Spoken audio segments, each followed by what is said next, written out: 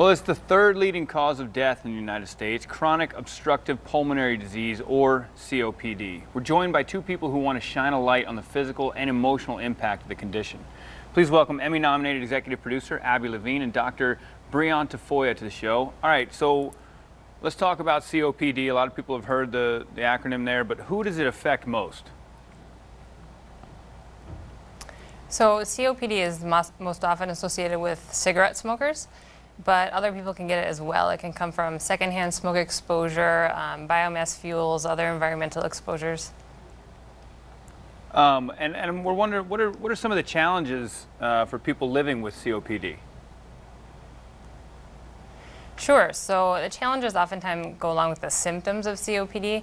So feeling breathless or shortness of breath, daily coughing with mucus production. Those can create physical limitations in your everyday life, can make it difficult to do the things you want to do, like just getting your mail.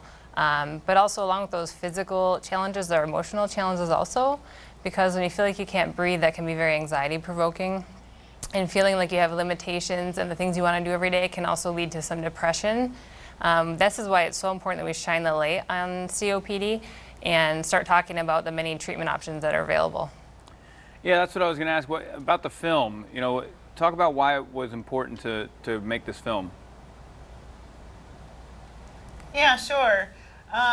Because COPD is a leading cause of death in the United States, but it's not that widely known, we wanted to accurately portray and show what it was like for three real people living with the disease from all different parts of the country. And so we got to know Mary, Tina, and Bob and see how they're taking control of their lives again and doing things that they love to do despite having this disease.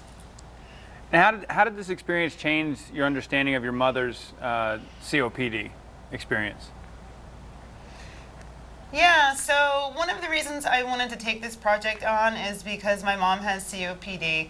So as both a documentary film producer and a daughter, I wanted to better understand the disease itself. And what I learned is that with the right treatment plan, every patient can lead a healthy life. And even adding something like, when you watch the film at cleartheaircopd.com, you'll see Mary goes to the grocery store, and for her, that's a win. Bob is woodworking in his shop. That's a win for him. And Tina's actually taking a piano lesson and performing in front of a church. And those are big tasks, and they do them beautifully and without a ton of effort. So we just wanted to accurately show how each patient can do that. Yeah, that's what that was my follow-up there. I was wondering, what do you want people to take away from this when they watch it? Do you want to take that, Dr. Sure. Tafoya?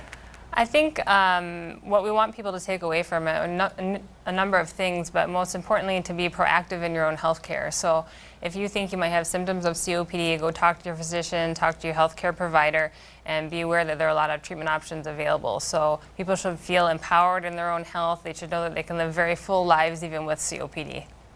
It is good to hear. And for all those out there who want to get more information on this, where can they go to get this? The film is currently online at cleartheaircopd.com. Thanks for joining us, ladies, and thanks for sharing your story. Cool. We want to thank Boehringer Ingelheim for making that segment possible.